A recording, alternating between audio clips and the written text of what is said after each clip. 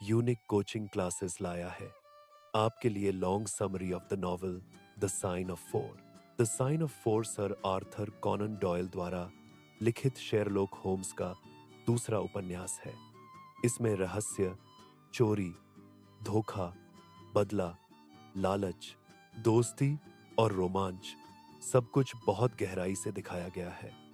कहानी 1888 के लंदन और भारत के औपनिवेशिक इतिहास में चलती है। इस उपन्यास में डॉ वॉटसन की मुलाकात मिस मैरी मॉर्स्टन से होती है और आगे चलकर वॉटसन उससे प्रेम करने लगते हैं। दूसरी तरफ शेरलॉक होम्स अपने तीक्ष्ण दिमाग और तार्किक शक्ति से एक बहुत कठिन केस को सुलझाता है, जिसमें भारतीय विद्रोह का इतिहास, एक छिपा हुआ खजाना, 4 लोगों की गुप्त शपथ, एक रहस्यमयी हत्या और एक भयंकर प्रतिशोध शामिल है। शेरलॉक होम्स की आदतें।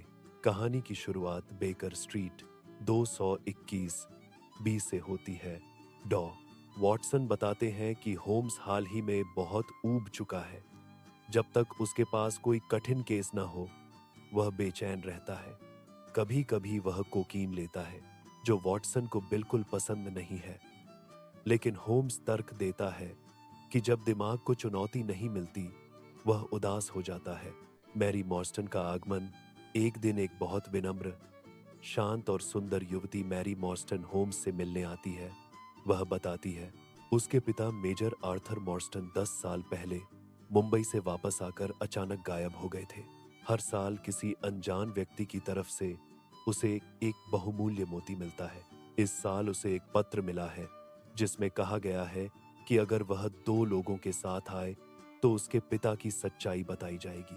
होम्स तुरंत केस लेने के लिए उत्साहित हो जाता है। वॉटसन भी उसके साथ जाने को तैयार होता है। मैरी की नम्रता और दुख वॉटसन को तुरंत प्रभावित करते हैं। तीनों एक पर्दे वाली गाड़ी में बैठकर एक सुनसान इलाके में पहुंचते हैं।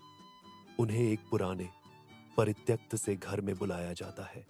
वहां एक अजीब सा लेकिन धनवान नेकदिल आदमी थाडियस शॉल्टो उनका स्वागत करता है। थाडियस शॉल्टो की कहानी वह बताता है। उसके पिता कैप्टन शॉल्टो और मैरी के पिता मेजर मॉर्स्टन भारत में एक खजाना ढूंढते हैं। दोनों दोस्त थे, लेकिन लालच ने कैप्टन शॉल्टो को बदल दिया। मॉर्स्टन की मृत्यु हो गई और कैप्टन शॉल्टो ने उनकी बेटी मैरी को कुछ भी नहीं बताया। खजाना शॉल्टो के पास रहा, लेकिन उसे अपराधबोध था। मरने से पहले उसने अपने बेटों को खजाने के बारे में बताया, पर दोनों भाई आपस में झगड़ पड़े। थाडियस मैरी को बताता है कि खजाने का एक हिस्सा वास्तव में उसी का हक है। कैप्टन शॉल्टो की रहस्यमय मौत। थाडियस बताता है कि उसके पिता की मौत बहुत अजीब थी। मरते समय उन्हें बहुत डर लग रहा था। उन्होंने कहा था, उन्होंने मुझे ढूंढ लिया है, वो मुझे मार डालेंगे।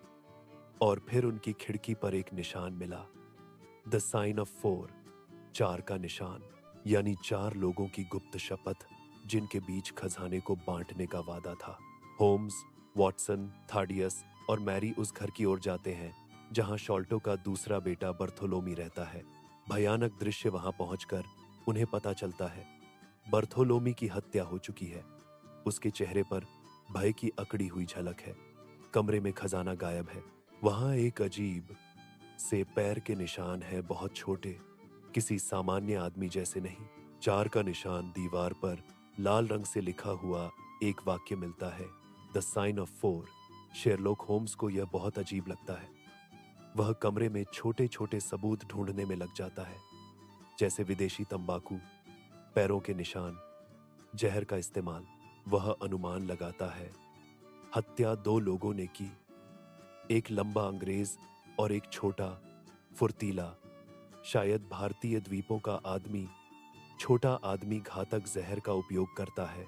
वे दोनों खजाना लेकर भाग चुके हैं।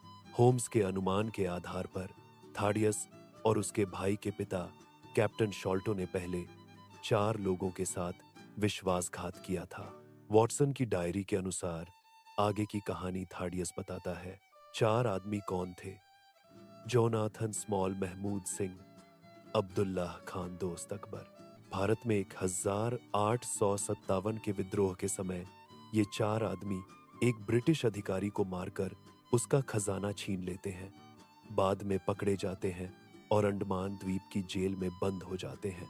कैप्टन शॉल्टो और मेजर मॉस्टन का लालच। अंडमान जेल में इन कैदियों को पता था कि खजाना कहाँ है। कैप्टन शॉल्टो ने चाल से खजाना ढूंढ लिया और खुद रख लिया।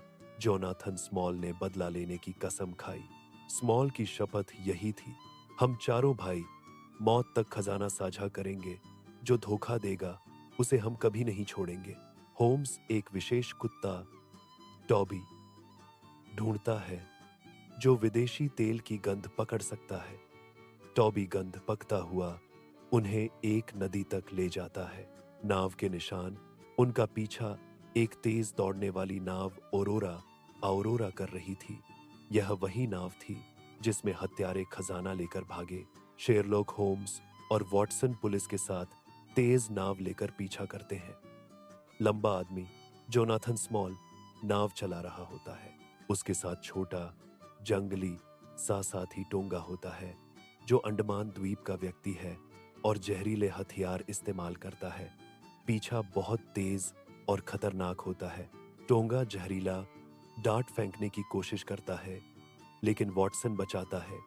अंततः टोंगा मारा जाता है और स्मॉल पकड़ा जाता है। स्मॉल होम्स और पुलिस को बताता है खजाना उसने चोरी नहीं किया था, वह उसका हक समझता था। असल धोखेबाज शॉल्टो था जिसने खजाना अकेले रख लिया। जब बर्थोलोमी ने खजाना छुपाया वो उसे वापस लेने गया। हत्या करने का इरादा नहीं था लेकिन टोंगा ने जहर लगा डांट फेंक दिया। जब पकड़े जाने का डर हुआ उसने खजाने को नदी में फेंक दिया ताकि कोई न पा सके। खजाना हमेशा के लिए खो जाता है। खजाना तो खो जाता है लेकिन वॉटसन अपने मन की बात साफ समझ लेता है। उसे मैरी से प्रेम हो चुका है। वह सोचता है कि अगर मैरी धनी होती तो शायद वह उससे प्रेम जताने में हिचकता, लेकिन अब जब उसका कोई धन नहीं वह बेहिचक अपनी भावनाएं व्यक्त कर सकता है। अंततः मैरी भी वॉटसन से प्यार स्वीकार करती है। जोनाथन स्मॉल को जेल भेज दिया जाता है। मामला सुलझ जाता है। शेरलॉक होम्स फिर से अपने दिमाग को चुनौती देने वाले नए केस का इंतजार करता है। वॉटसन और मैरी अपने भविष्य की ओर देखते हैं। कहानी दिखाती है लालच इंसान को विनाश की ओर ले जाता है। न्याय कभी न कभी मिलकर रहता है। प्रेम धन पर नहीं, दिल पर आधारित होता है और अपराध चाहे जितना बड़ा, होम्स की नजर से बच नहीं सकता। Dear students, this is the only long summary of the novel, The Sign of Four. In next video, you will get complete notes on the character sketches and the roles of the characters very soon.